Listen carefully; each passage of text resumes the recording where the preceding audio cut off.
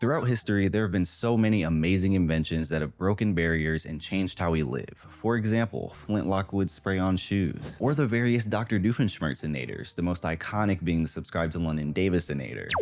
Those are obviously very revolutionary inventions, but today we're going to talk about some that were supposed to change the world.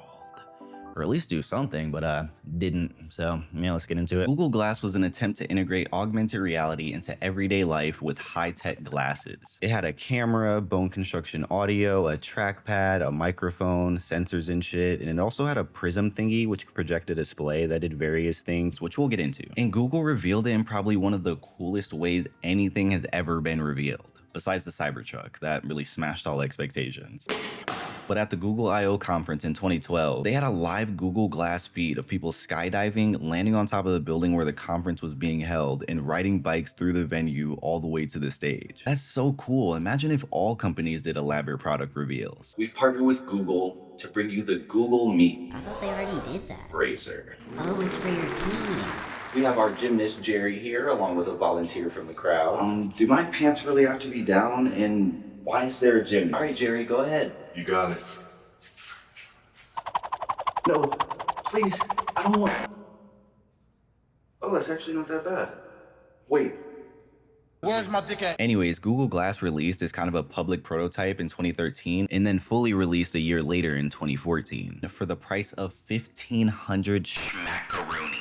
If you're gonna charge $1,500, at least make them look cool. What the freak? They look like glasses from a very bad, low-budget, early 2000s spy movie called Spy Guy or some shit. Like, who's gonna walk around wearing this? Definitely not models at New York Fashion Week. That's kind of really funny though. And strut. Work the glasses. Laser. What the fuck? But let's watch a Google Glass ad to really get a first-hand look. It goes through a day in the life of a guy, possibly a spy guy, so should be pretty interesting.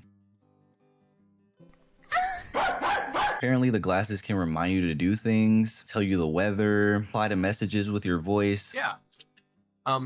Meet me in front of Strand Books at 2. Give map directions. I looked it up and apparently people use the maps feature while driving, and I'm like, what if you get hacked? They're eating the I'm gonna go. That's not actually possible since the Google Glass display is out of your normal vision, but I had to put that in there. Sweet. Remind me to buy tickets for Monsieur Gano tonight. Gay no? Really, Google? Gay yes. Period. That's terrible, even for 2013. Where's the music section? Bro, that tiny ass bookstore, and you want to use your little high-tech glasses to show you where the music section is so you can play your little ukulele. Aww. The commercial ends with our random guy video calling Jessica. Thought it meant in person, but I guess it was Google Meet. Hi, what's up? Hey, Hey. you want to say something cool? Yeah, sure. So he plays the ukulele song that's been playing the entire ad perfectly.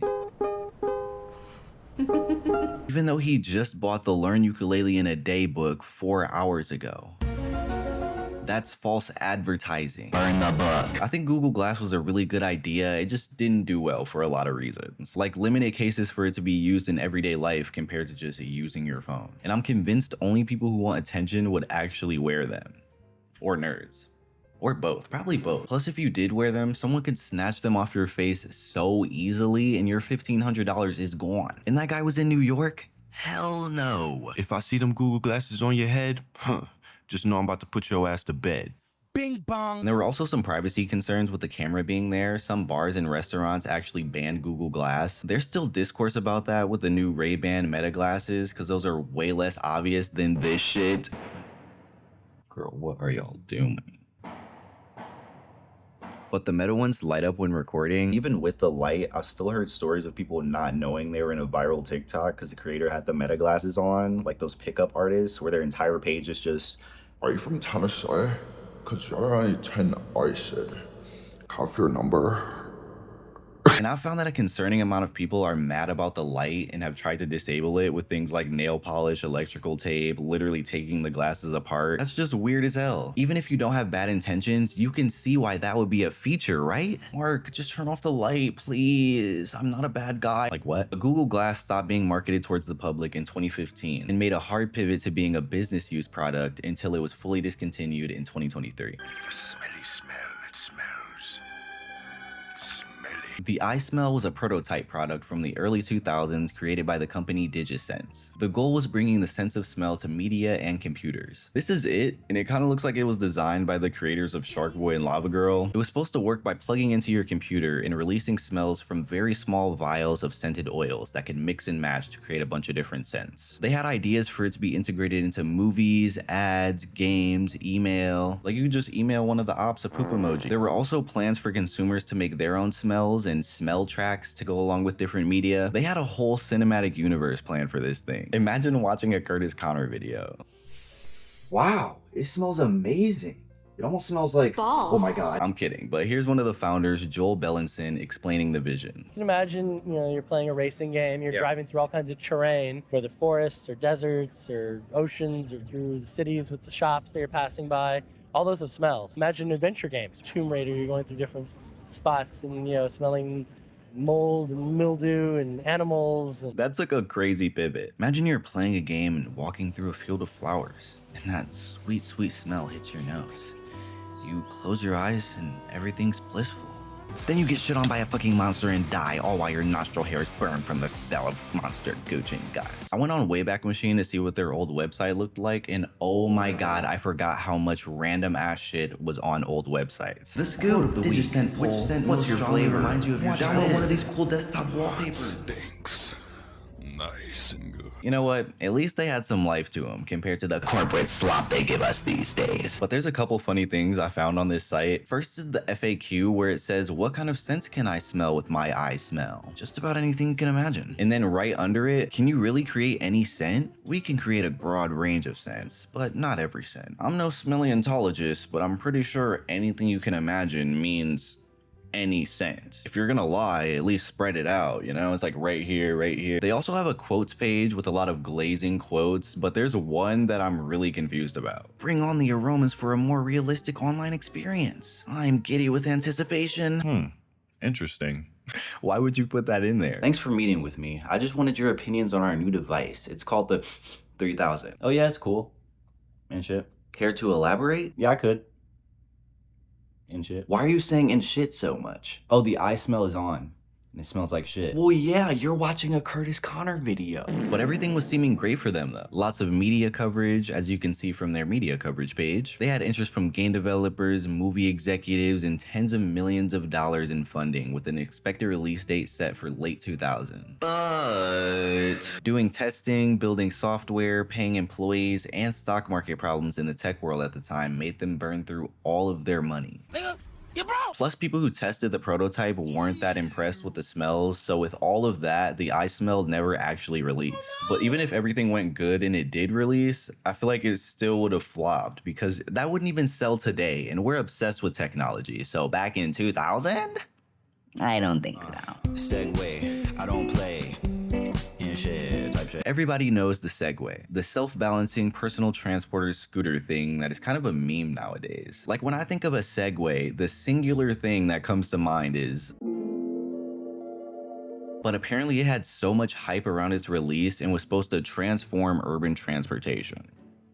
Bald Bezos invested in it heavily and distributed them on Amazon. Steve Jobs said it would be more important than the invention of the computer and that cities would be built around Segways. Cities aren't even built for people to walk in safely, so building them around a meep scooter is really funny to think about. But the creator, Dean Kamen, swore this shit was gonna be massive. He introduced it to the world on Good Morning America in December of 2001. And maybe it looked cool and futuristic back then, but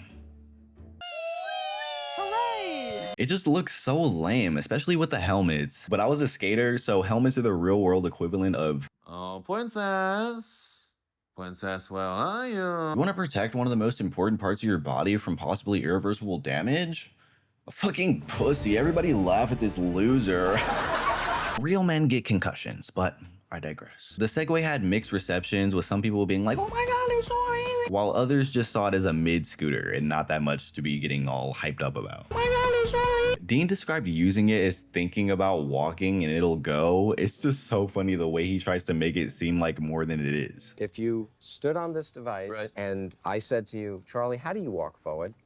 I lean that way. You don't need to. Well, I don't do that, but I'm extrapolating it. But I do that.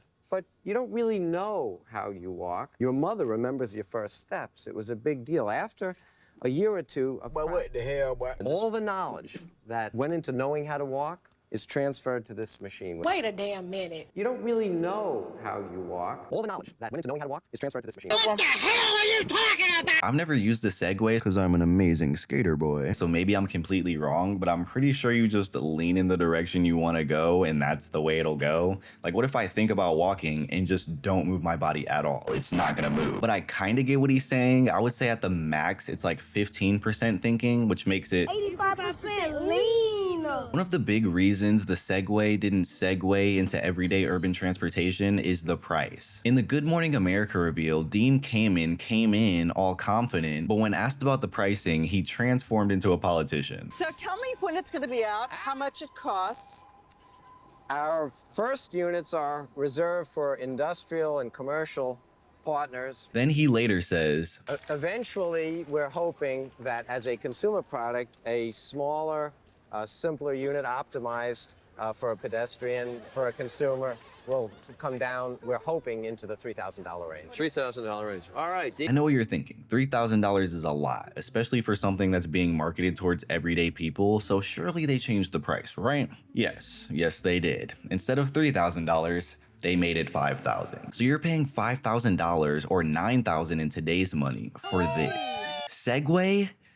More like cost in the way of people buying it, because it's a lot of money is what I'm saying. But after its release, it didn't really go as crazy as it was hyped up to be. So like all failed hyped up products, they targeted specific groups of people. For the Segway, it was mostly tour guides and mall cops, the most iconic being the Subscribe to London Davis mall cop. In 2009, I just mixed his last name and first name and called him Demon. Oh my God. Dean sold the company to British businessman Jimmy Heselden. And a year later, he fell off a cliff while riding his Segway and died. That's so sad. Like, I don't even know how to segue into my next talking point. The current owner of Segway is a Chinese company called 9by, which was a competitor to Segway, and also got into legal battles with Segway for allegedly infringing on their patent. But in 2015, 9by acquired Segway. That's so badass. Like, oh, you thought we were just a Chinese knockoff? Now what, bitch? And today, Segway is mostly just motorized scooters and shit. But yeah, that's all I got. Let me know in the comments if you know any products that were supposed to change the world, and I might just make a part 2. Thank you for watching. Like and subscribe and all that and whatever. And yeah. Bye.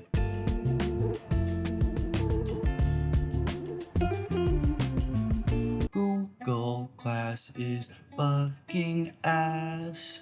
I don't really hate Google Glass that much. It was just the first thing that came to mind.